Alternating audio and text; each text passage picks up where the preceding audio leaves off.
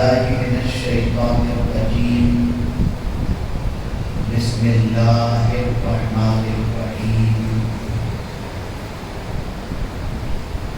وذروا ظاهر الإثم وباطنه صدق الله العظيم.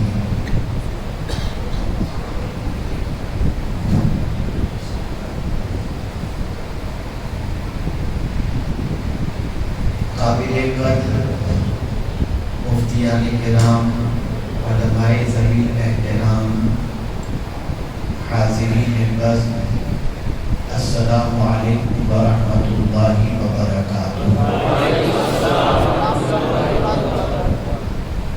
میرے پیارے آقا صلی اللہ علیہ وسلم کے پیارے ایمانوں، آیے کریمہ کے جس حصے کی تلاوت کا میں نے شرف حاصل کیا، اس سے متعلق کچھ معلومات پیش کرنے سے پہلے آقا کریم رؤوف رحیم علیہ التحیۃ والتسلیم کی بارگاہ بےکس پناہ میں جس طریقے سے میں پڑھا ہوں، عقیدت و محبت میں ڈوب کر اسی طریقے سے درود و سلام کا نذرانہ پیش کریں. الصلاۃ والسلام علیک یا رسول اللہ، الصلاۃ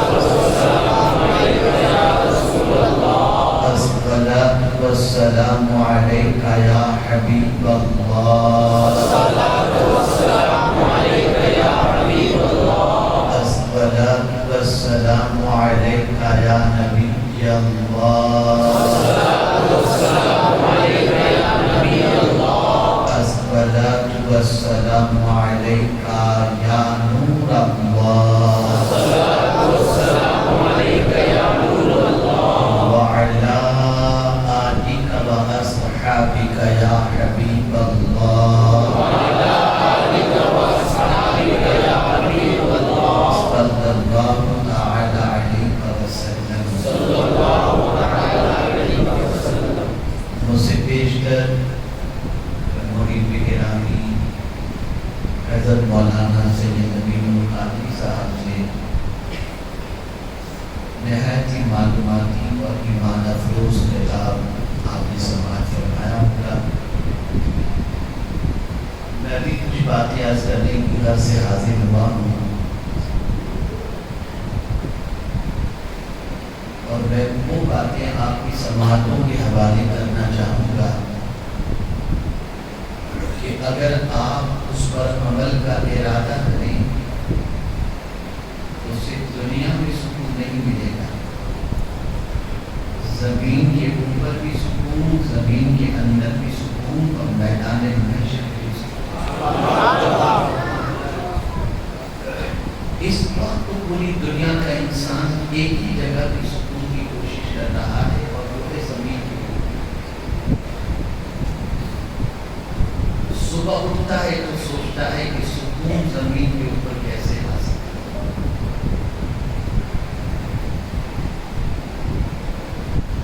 چاہے پھر وہ سکون ہو کسی بھی مادی چیز کے ذریعے. بہت کم ایسے ہوں گے جن کو اس بات کی فکر ہے کہ قبر میں سکون کیسے ملے، اس کے بارے میں کیا کرنا ہے. اب ہم لوگ تو دین کے ٹوٹے پھوٹے خادم ہیں. اگر لائٹ چلی جائے، کوئی پنکھا لے کر کھڑا ہوگا کہ چلو حضرت کو سکون مل جائے. بیٹا ہے، وفادار بیٹا ہے، لائٹ چلی جائے گی تو ماں باپ کو گرمی نہ بھی پنکھا چلے. تو یہاں اگر آپ کسی طریقے سے کوئی پریشانی ہوتی ہے تو کوئی نہ کوئی سکون پہنچانے والا ہوتا ہے. قبر میں کون ہوتا؟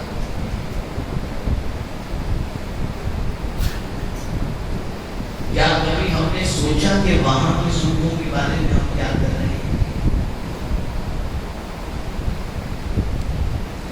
اور اس کی غفلت نے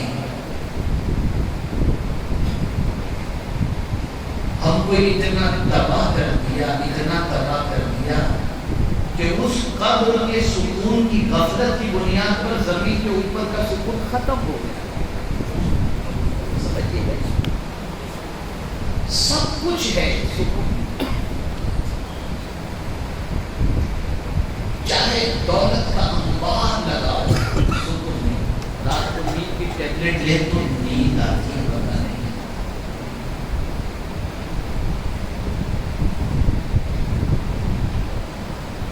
کبھی ہم نے یہ جاننے کی کوشش نہیں کی کہ یہ بے چینی ہے. بچے کو ذرا بٹھا دو خدا کے پاس ایک مرتبہ درود شریف پڑھ لو.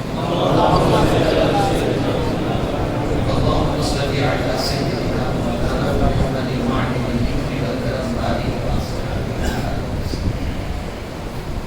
اور کبھی ہم نے بے چینی کی وجہ بھی جاننے کی کوشش نہیں کی کہ زمین کے اوپر بے چینی ہمیں کیوں ہے. اور کبھی یہ بھی جاننے کی ہم نے کوشش نہیں کی کہ قبر میں سکون کیسے ملے گا. لیکن اللہ اپنے بندوں سے بے پناہ محبت فرماتا ہے. اس لیے بندے کو پیدا کرتے ہی اس کے سکون کا سامان بھی ساتھ ہی عطا فرماتا ہے. اور رسول رحمت صلی اللہ علیہ وسلم بھی اپنی امت سے اتنی محبت فرماتے ہیں کہ کسی بھی طرح سے امت بے قرار نہ ہونے پائے. اس کے لیے بھی اللہ کے رسول صلی اللہ علیہ وسلم نے سکون کا سامان عطا فرمایا. لیکن کیا کیا جائے اس قوم کا جس نے سکون کے حوالے سے سکون سیریل کو دیکھا ہوگا, سکون پکچر تو دیکھی ہوگی, قرآن دیکھنے کی اس نے کوشش کی.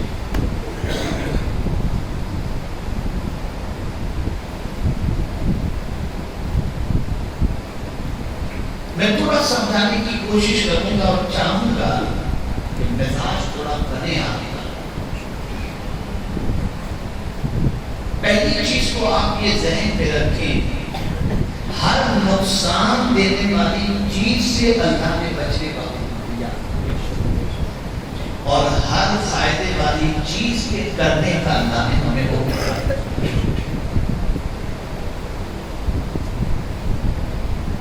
ہر وہ چیز جو ہمیں نقصان دے اللہ نے اس سے روکا, اور ہر وہ چیز جو ہمیں فائدہ پہنچائے اللہ نے اس کو کرنے کا حکم دیا.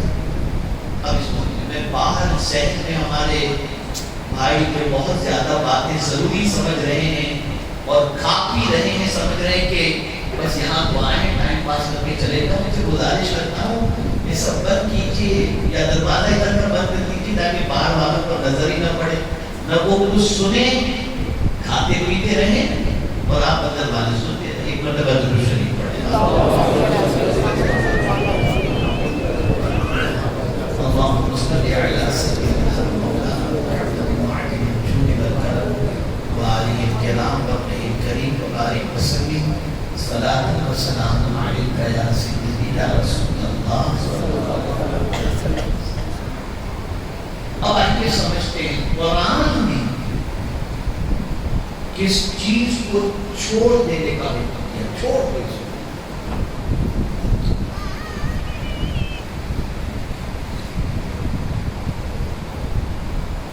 بڑی معذرت کے ساتھ اصل میں میرا مزاج تھوڑا سا جدا ہے.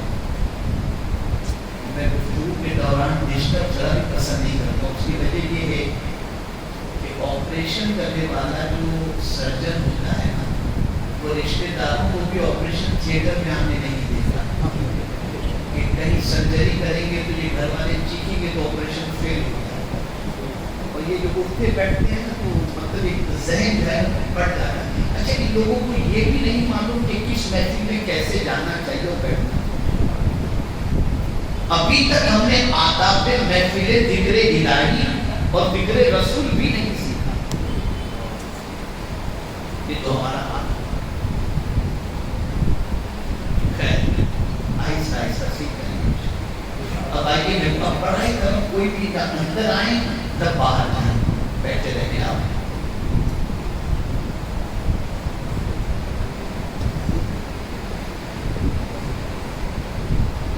سماعت فرمائیں جو میں عرض کرنے جا رہا ہوں۔ قرآن کہتا ہے بدلوا ظاہر الاثم وباطنہ، چھوڑ دو، ظاہری گناہ بھی چھوڑ دو اور باطنی گناہ بھی چھوڑ دو۔ اعضاء سے جو گناہ کرتے ہو وہ بھی چھوڑ دو اور دل سے جو گناہ کرتے ہو وہ بھی چھوڑ دو۔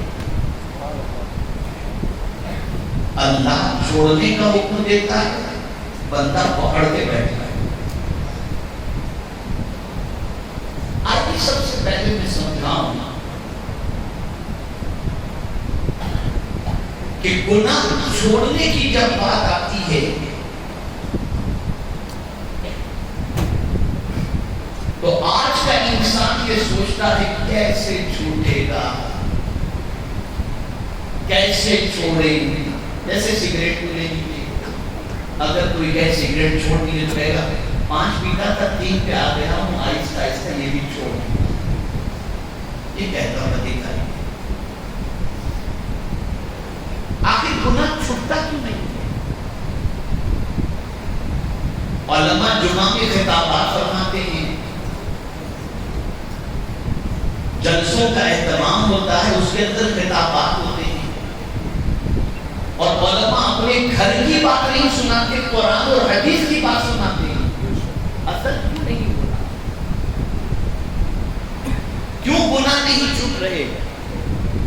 اللہ کی یہ بات میں تسلیم کر رہا ہوں کہ مسجدیں نوجوانوں سے بڑھ رہی ہیں، نوجوان عمرہ کے لیے جا رہے ہیں، نوجوان حج کے لیے جا رہے ہیں، نوجوان دینی کاموں میں دلچسپی لے رہے ہیں، لیکن صرف اس چیز کو تلاش کرو کہ کیا وہ گناہ چھوڑ رہے ہیں۔ تو مجھے کہنے کی ضرورت نہیں ہے، ہر آدمی اپنے اندر جھانک کر دے سکتا ہے، تو آپ کو یہی ملے گا، نیکی بھی چل رہی ہے، گناہ بھی چل رہا ہے، نماز بھی پڑھ رہا ہے اور رات کو پتہ نہیں کیا کیا دیکھ رہا ہے۔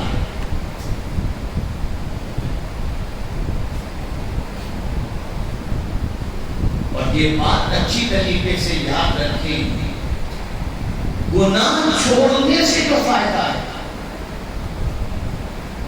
اتنا فائدہ نیکی کرنے سے بھی نہیں، فرائض کے علاوہ کی بات ہے، نفل نہیں کی بات ہے۔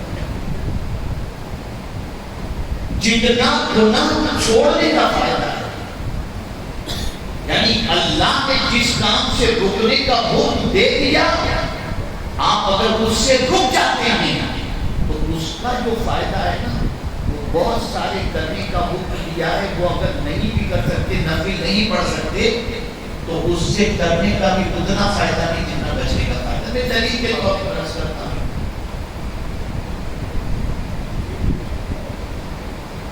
کسی عبادت کے بارے میں رب نے یہ نہیں فرمایا، مفتیان کرام موجود ہیں، غلطی ہوئی تو اصلاح فرما دیں، کہ یہ عبادت کرو گے قیامت میں میرا دیدار، تم کو میرا دیدار نصیب ہوگا۔ تلاوت کرو گے تو میرا دیدار، حج کرو گے تو میرا دیدار، زکات دو گے تو میرا دیدار۔ یہ فضیلت ہے، مگر اس کا حکم نہیں کرنا چاہیے، اس سے غفلتی جو فرائض ہو وہ کرنا چاہیے۔ لیکن آپ دیکھیں نفل حج کی بات کر رہا ہوں، نفل خیرات کی بات، لیکن جب میں روزے کو دیکھتا ہوں تو میری عقل دنگ رہ جاتی ہے۔ اس میں اللہ نے کچھ کرنے کا حکم نہیں دیا، 3 چیزوں سے بچنے کا حکم۔ صبح صادق سے لے کر غروب آفتاب تک کھانے سے رک جاؤ، پینے سے رک جاؤ، عمل زوجیت سے رک جاؤ۔ روزے میں کرنا کچھ نہیں، خالی رکنا۔ سبحان اللہ۔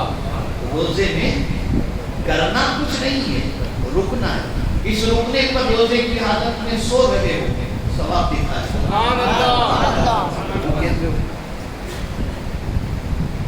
سو رہے ہو، ثواب دکھا جا۔ بھوک کی وجہ سے منہ سے بو آ رہی ہے، اللہ کے نزدیک مجھ سے زیادہ پسند۔ عام دنوں میں بھوکے رہو تو چہرے کا رنگ خراب ہو روزے کی حالت میں چہرہ معصوم سا نظر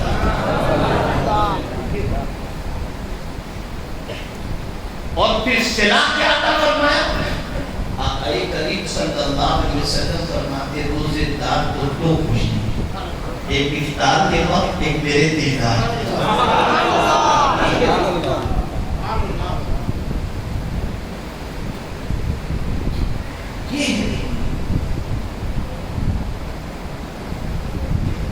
اسی لیے ولی کی تعلیم جو قرآن میں بیان کی گئی وہ یہی ہے کہ الذین آمنوا وکانوا یتقون،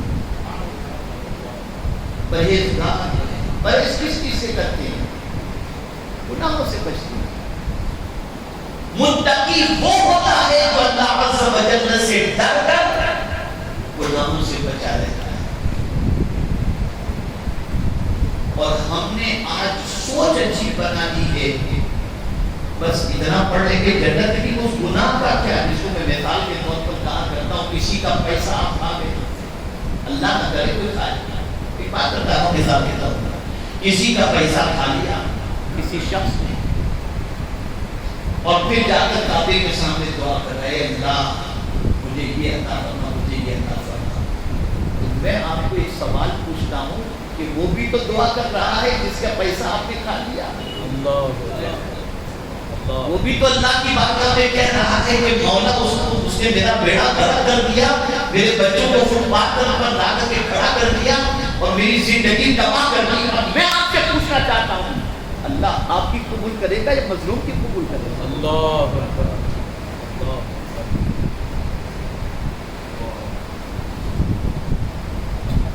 اس اینگل سے کبھی سوچنے کی کوشش کی ہو؟ بلکہ اب تو کھانے کا اللہ کے سامنے دعا کی بات تو اپنی جگہ پر ہی، ایسے بھی ظالم مسلمان ہیں جو عمرہ اور حج کے پیسے بھی کھا جاتے ہیں۔ یہ حال ہے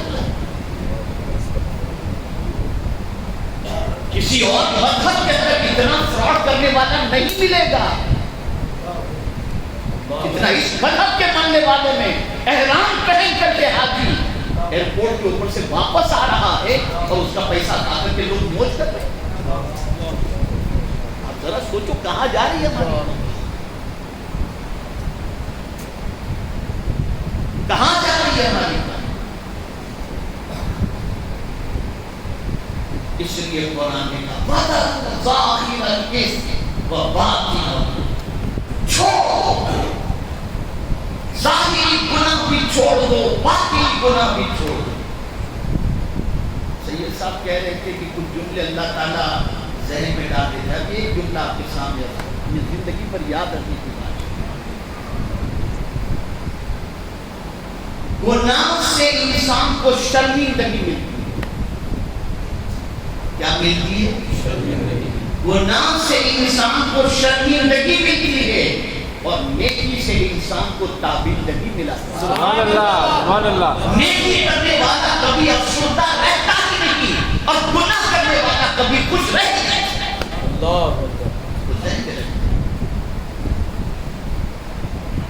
اور کوئی یہ نہ کہے مجھے معلوم نہیں تھا، تو چھپ کر کیوں دیا کرے؟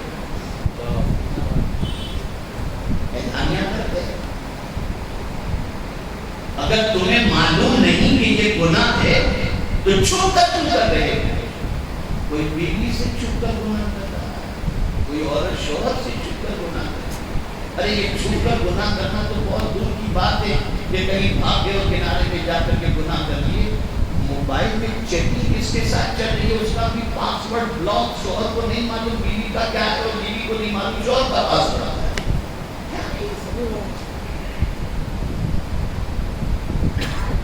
کہاں جا رہی ہے؟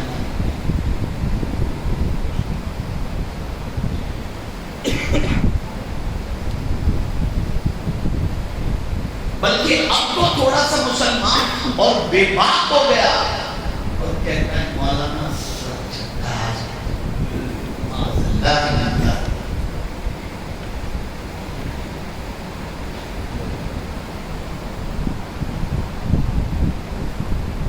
تو گناہ چھوڑو، ظاہر گناہ، آنکھ کا گناہ چھوڑو، پکچر دیکھنا چھوڑو، گندی چیزیں دیکھنا چھوڑو، غیر محرم عورتوں کو، لڑکیوں کو تاننا جھانکنا چھوڑو۔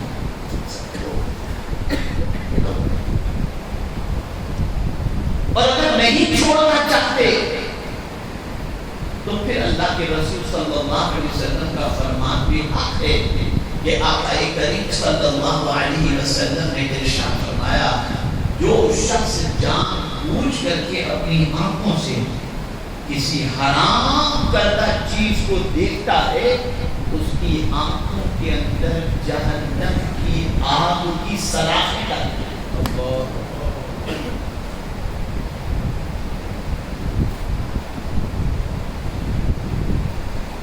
اور یہ جملہ بھی ذہن کے اندر محفوظ کر لو، گناہ کی لذت ٹیمپریری ہے،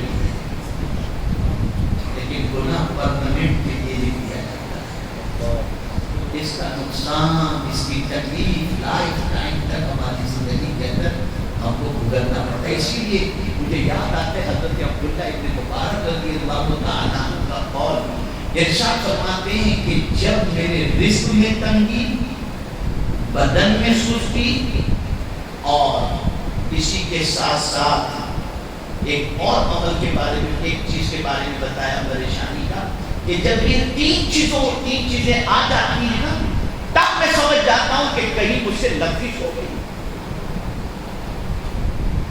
تبھی رزق میں تنگی آ رہی ہے، تبھی بدن کے اندر سستی پیدا ہو رہی ہے، اور بیماری۔ تو پوچھا گیا حضور کیسے ہے؟ فرماتے ہیں کوئی اللہ کی ناپسند بات میری زبان سے نکل جاتی ہے تو اللہ مجھے ان کی تکلیفوں پہ گرفتار کرتا ہے۔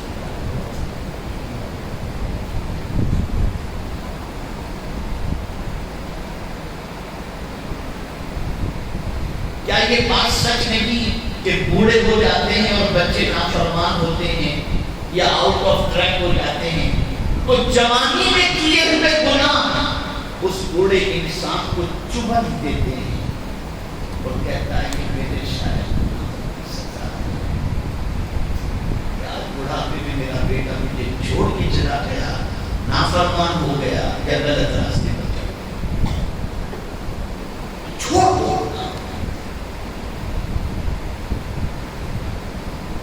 صوفیاء کرام فرماتے ہیں کہ آدمی سوچتا ہے کبیرہ گناہ چھوٹے گناہ ہوتے بھی کہاں بچ سکتے ہیں۔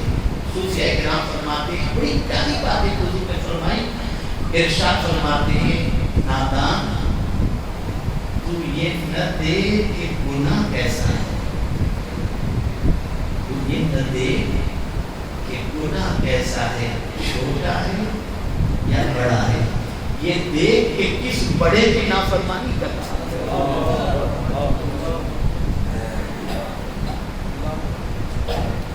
کس بڑے؟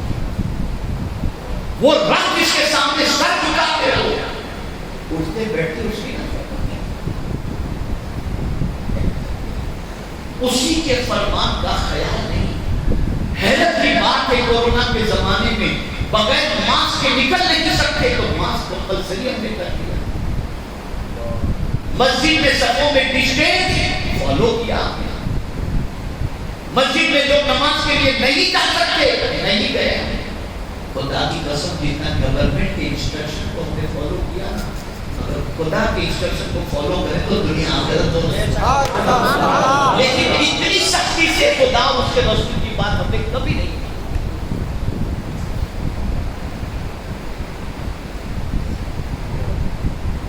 ایک بزرگ اپنے شاگرد سے فرماتے، بڑی پیاری بات فرماتے ہیں، بیٹا جفا نہ کر، جفا کہتے ہیں بے وفائی، فرماتے بے وفائی نہ کرو۔ اس نے عرض کیا کہ حضور میں سمجھا نہیں کہ بے وفائی کا کیا معنی۔ فرماتے ہیں دیکھو، اللہ سے بے وفائی مت کرو، مخلوق سے بے وفائی مت کرو، اور اپنے آپ سے بے وفائی کرو۔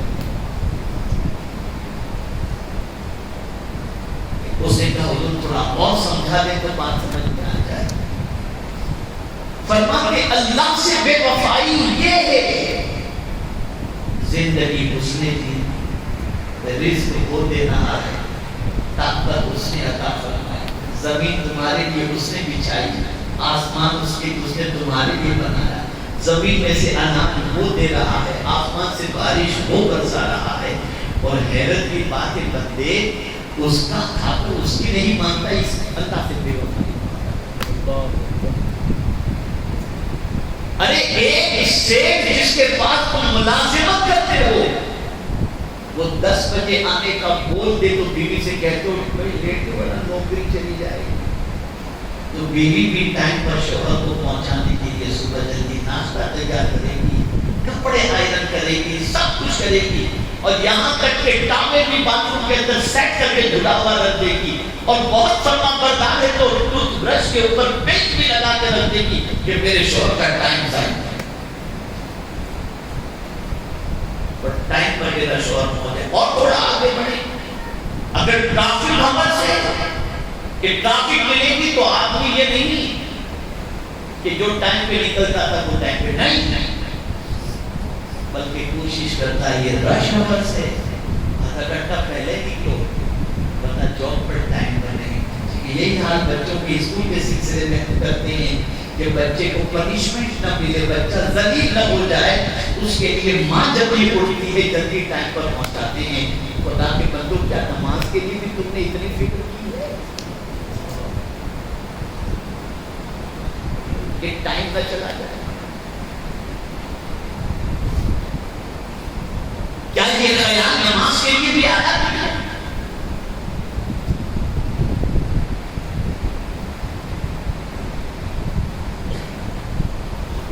تو وہ بزرگ فرماتے اللہ سے بے وفائی مت کرو،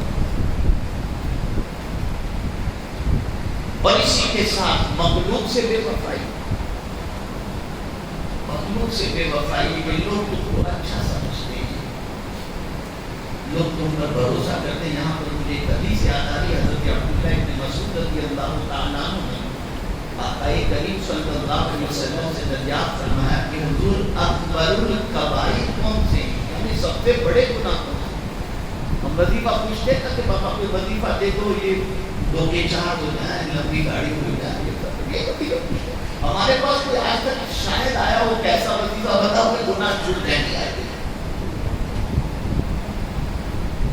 کوئی تعبیر تو دکان پہ لگائے تو مانتا، لوہے پرانی لگاتے تو پھر بس وہ سارا سب مشکل ایک سب چلتا ہے، بھی نہیں کہتا کہ اس کی برکتیں نہیں ہیں کہ آپ کے نہ کریں، لیکن صحابہ کی سوچ وہ وظیفہ پوچھنے نہیں گئے، وہ گناہ کے بارے میں، وہ بھی کون؟ حضرت عبداللہ ابن مسعود، وہ فقیہ صحابی، اللہ اکبر، کہ جب مولا علی کرم اللہ تعالی وجہہ الکریم کوفہ پہنچے تو حضرت مولا علی کرم اللہ تعالی وجہہ الکریم کے استقبال کے لیے 4000 علماء تھے، اس لیے کہ حضرت فاروق اعظم کے پاس کوفہ والے پہنچے تھے اور کہا تھا کہ عبداللہ ابن مسعود کو ہمیں دے دیجیے۔ فاروق اعظم نے فرمایا تھا ضرورت تو مجھے بہت زیادہ ہے لیکن تمہاری ضرورت کو میں پرائیورٹی دیتا ہوں، لے جاؤ عبداللہ ابن مسعود کو۔ تو جب حضرت مولا علی کرم اللہ تعالی وجہہ الکریم کوفہ پہنچے تو استقبال میں 4000 علماء تھے، تو پہلا جملہ کوفہ میں پہنچ کر مولا علی نے جو فرمایا تھا وہ یہ تھا، اے عبداللہ ابن مسعود تم نے تو پورے کوفہ کو علم سے بھر دیا۔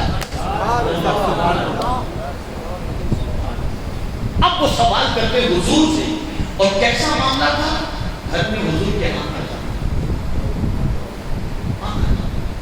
کتنے قریب تھے حضور صلی اللہ علیہ وسلم۔ لیکن کوشچن دیکھیں، اکبر الکبائر سب سے بڑے گناہ کون سے؟ تو آقا کریم صلی اللہ علیہ وسلم نے فرمایا سب سے بڑا گناہ اللہ کا کسی کو شریک ہے، یہ سب سے بڑا گناہ ہے۔ یہ سب روکے نہیں ہے حضرت عبداللہ ابن مسعود رضی اللہ تعالیٰ عرض کرتے یا رسول اللہ صلی اللہ علیہ وسلم، اس کے بعد پردے کے مخلوق کی بات ہے، اس کے بعد کون سا گناہ؟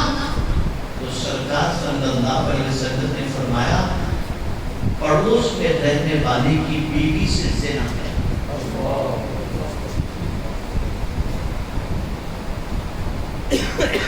زنا تو اتنا برا ہے کہ قرآن کہتا ہے وَلَا تَقْرَبُوا الزِّنَا، زنا کے قریب بھی مت جاؤ، إِنَّهُ كَانَ فَاحِشَةً وَسَاءَ سَبِيلًا۔ لیکن پڑوسی کی بیوی کے ساتھ بدکاری کرنے کو حضور صلی اللہ علیہ وسلم نے فرمایا اکبر الکبائر، کبیرہ گناہوں میں سب سے بڑا گناہ ہے، اس لیے کہ یہ مخلوق پڑوسی تو تم کو فرشتہ صفت سمجھتا ہے کہ یہ میری بیوی کا خیال کرے گا، اسی کی بیوی سے منہ کالا کر رہا ہے، مخلوق سے بے وفائی۔ اب مخلوق کے اندر ماں باپ بھی آ گئے، رشتہ دار بھی آ گئے، پڑوس بھی آ گئے، آقا کریم صلی اللہ علیہ وسلم تو سید الانبیاء صلی اللہ علیہ وسلم مخلوق میں مبتلا کر بد بے وفائی۔ اب حضور صلی اللہ علیہ وسلم سے بے وفائی کیا ہے؟ آپ کے طریقے کو چھوڑ دینا۔ یہ یاد آتا ہے حضرت شبلی رحمت اللہ تعالی علیہ کا واقعہ، اللہ اکبر۔ آپ کی زبان بند ہو گئی تھی سکرات کے عالم میں، کہ زبان بند ہو گئی تھی اور یہاں تک کہ پیشانی پر پسینہ بھی آ گیا تھا، یہ کیفیت ہو گئی تھی۔ تو اپنے ساتھی جو ملنے کے لیے ان کے ساتھی ان کے پاس گئے تھے، ایسی سچویشن میں فرماتے مجھے وضو کراؤ۔ حضرت شبلی رحمۃ اللہ بہت عظیم بزرگ ہیں، ان کی پیشانی کو عالم پاک میں حضور نے چوما تھا۔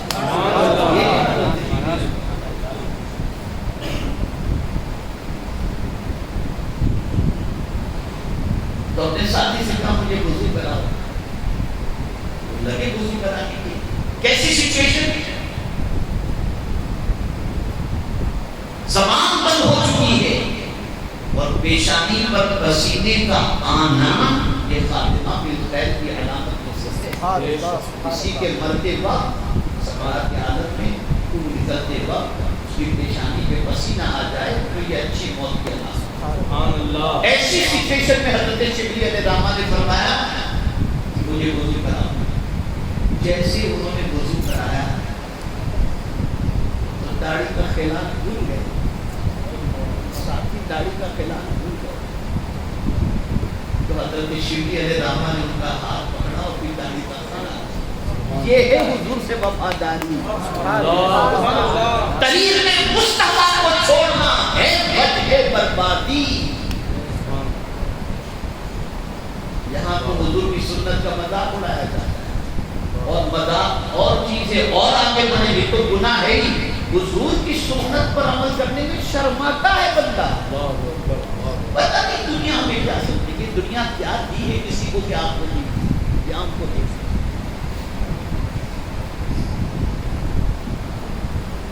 اور سنت پر عمل سے مراد صرف داڑھی رکھنا نہ سمجھنا۔ ایک سنت اور بھی بتا دوں، حضرت انس رضی اللہ تعالیٰ عنہ سے سرکار صلی اللہ علیہ وسلم نے فرمایا اے انس تم سے ہو سکے تو صبح اس حال میں کرو کہ کسی مومن کے لیے تمہارے سینے میں کینہ نہ ہو، اس لیے کہ یہ میری سنت ہے۔ اور جس نے میری سنت سے محبت کی وہ جنت میں میرے ساتھ ہوگا۔ یہ سنت بھی یاد ہے۔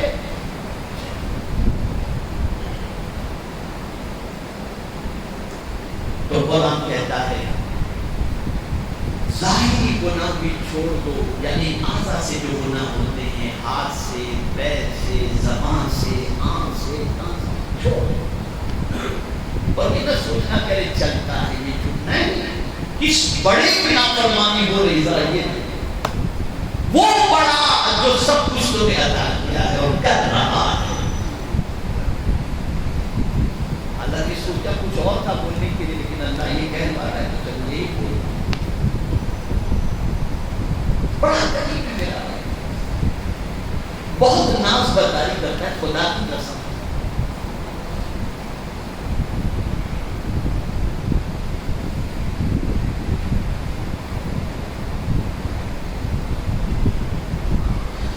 اس کے جیسی ناز برداری کرنے والا کوئی ہے ہی نہیں۔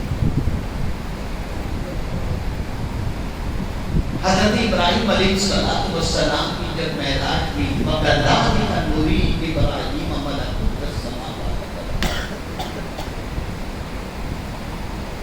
تو ساتوں زمین دکھا دی گئی حضرت ابراہیم علیہ السلام کو، ساتوں آسمان دکھا دی گئی. حضرت ابراہیم کی نظر زمین پر پڑی تو دیکھا ایک بندہ گناہ کر رہا ہے، معراج کر گناہ کر رہا ہے. فوراً رب کی بات میں ہوا کہ مولا ہلاک کر دوں، یہ نافرمانی اللہ نے ہلاک کر دیا.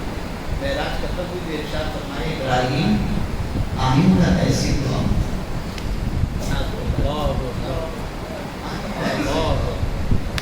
اگر کوئی میرا بندہ گناہ کرتا ہے تو میں امید رکھتا ہوں شاید مرنے سے پہلے توبہ کر کے اور اس کے گناہوں کو معاف کر دے.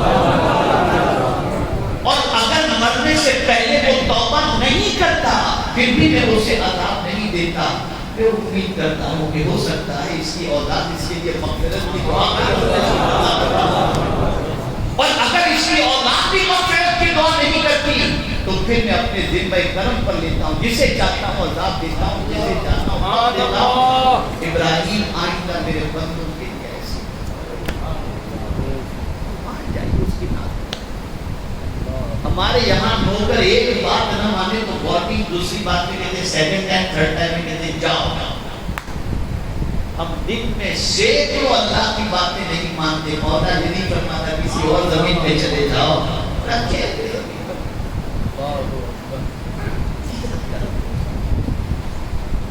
اگر میں صرف ناز برداری کے حوالے سے گفتگو قرآنی آیات اور احادیث کی روشنی میں کروں تو آپ کی دم رہ جائے گی کہ اللہ اپنے بندوں کی ناز برداری کیسے کرتے. ایک بات اکثر انشاءاللہ اور ذہن آپ کا تھوڑا سا کھلے گا کہ زندگی رہی نہیں کرتی.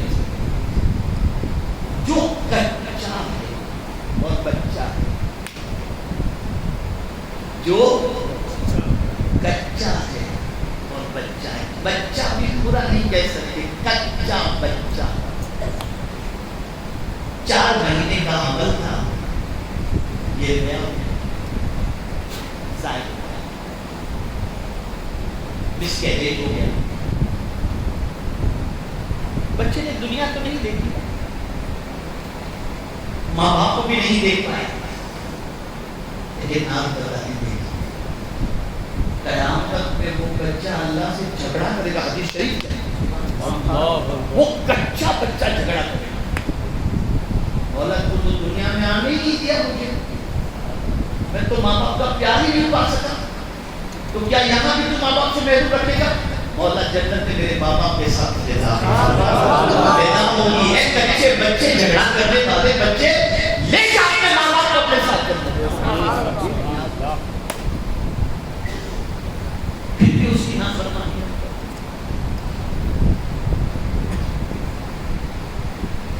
پھر بھی اس کے ارشاد کے خلاف عمل کرنے اور کوئی جھجک نہیں. پہلے تو آدمی گناہ کرنے میں شرما سکتا. یہ عبدالعزیز سے ہمارے بہت قریبی ماشاءاللہ بیٹھے ہوئے مدینہ شریف میں ملاقات ہوتی رہتی تو ایک مرتبہ ہوئی اور ہمارے مرید ہیں جناب کبیر بھائی کے والد صاحب جو ماشاءاللہ مسجد نبی شریف میں داخل ہوئے تھے، داخل سلسلہ ہوئے تھے ماشاءاللہ، وہ بھی یہاں تشریف ہو. اب میں عبدالعزیز سے کہوں کہ ذرا آپ کو اپنی بچپن میں زمانے کی طرف جب کوئی ٹی وی وغیرہ کا اتنا نہیں تھا، پکچر دیکھنے آدمی تھیٹر میں جاتے تھے. توجہ ڈالوں گا، پکچر دیکھنے کے لیے آدمی تھیٹر میں جاتے تھے تو کیا کرتے تھے؟ کیا کرتے تھے؟ تھیٹر میں جانے سے کوئی رائٹ لیفٹ دیکھتے تھے، کوئی دیکھ تو نہیں رہا، کوئی دیکھ تو نہیں رہا. یعنی گناہ کرتے وقت شرم محسوس کرتے تھے. اور آج اس طرح سے بائک پر چپک کر کے بیوی کے ساتھ جاتے ہیں جیسے ان کے لیے کوئی کمرہ ہے.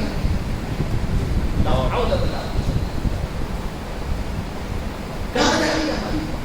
دیکھ لیا سیریل میں حرام کاری کرتے ہوئے، لگ گئے اس کے راستے پر. یہ ہماری قوم.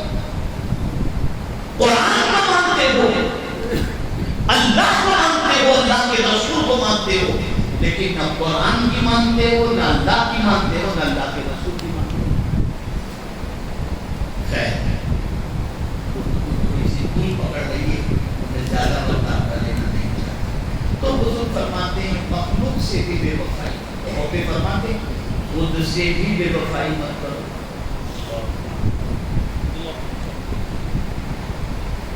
اس شخص نے پوچھا خود سے بے وفائی کیا ہے؟ ارشاد فرماتے ہیں خود سے بے وفائی یہ ہے ایسا اپنے وجود سے کام کرو جس سے جہنم میں چلے جاؤ، یہ خود سے بے وفائی ہو گئی۔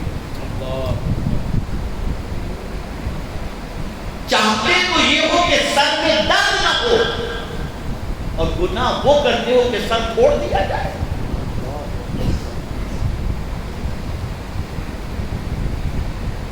چاہتے تو یہ ہو کہ جنت کے سارے دروازے کھل جائیں، اور راستہ پکڑے وہ سیدھا جہنم کا کام کر لو، جہنم میں جانے۔ خود سے بے وفائی نہ کرے۔ جو شخص اپنے وجود کو گناہوں میں ڈبا دیتا ہے اور سمجھتا ہے ارے عیش موج کی دنیا ہے یار، اب نہیں کریں گے تو کب کریں گے، خدا کے لیے بات آنا چھوڑ دو۔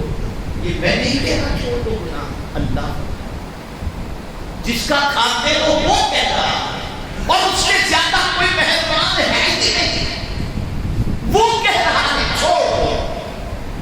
ظاہری گناہ بھی چھوڑ دو، باطنی گناہ بھی چھوڑ دو۔ جب ظاہری گناہ بھی چھوڑ دو گے اور باطنی گناہ بھی چھوڑ دو گے، کبیرہ گناہ بھی چھوڑ دو گے، لیکن انسان کو کبھی چھوٹے چھوٹے گناہ ہو جاتے ہیں تو بڑے گناہ چھوڑ دو گے تو قرآن کے حکیم تجتنبوا کبائر ما تنہون عنہ نکفر عنکم سیئاتکم وندخلکم مدخلا کریما۔ تو بڑے گناہوں سے بچنے کے عوض میں اللہ تمہارے چھوٹے گناہوں کو معاف فرما دے گا، اور پھر صلہ کیا ادا کرے گا؟ ہم تمہیں عزت والے گھر میں داخل کریں گے، اور وہ عزت والا گھر کون سا ہے؟ وہ جنت۔ سبحان اللہ، سبحان اللہ۔ ہماری پہچان ہی نہیں کی تھی۔ ابھی کل میں نے ایک تقریر میں کہا خاکی وردی اگر کوئی پہنا ہو تو آدمی دیکھ کر سمجھ جائے گا یہ پولیس والا ہے، بلو وردی پہنا ہو تو سمجھ میں آ جائے گا سیکیورٹی والا ہے، وائٹ شرٹ اور پینٹ پہنے ہوئے ہوگا خاکی کلر کی جو ٹریفک پولیس ہے، آرمی کا لباس پہنا ہوگا فوجی ہے، گلے میں آلہ ہے، وائٹ بیوٹ پہنا ہے تو پہچان ہو جائے گی ڈاکٹر صاحب، اور کورٹ کے باہر کالے کوٹ کے اندر اگر کوئی گھومتا ہو تو سمجھ جائیں گے وکیل صاحب ہے نا پہچان۔ یہ جواب دیجیے یار، ایسا جواب دیں گے تمہیں کیسے صاحب؟ اب ایک سوال میں آپ سے پوچھوں، ذرا پوچھو پوری دنیا سے کہ مسلمان کی پہچان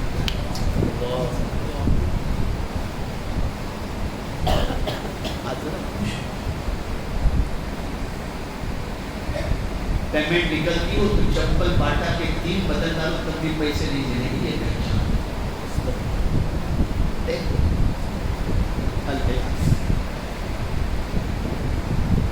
پیمنٹ نکلتی ہے 4 مہینے چلے گئے چلے کے اندر۔ اب آج ایک بات اصل کے میں ختم کر رہا ہوں، ایک پہچان بتا دیں۔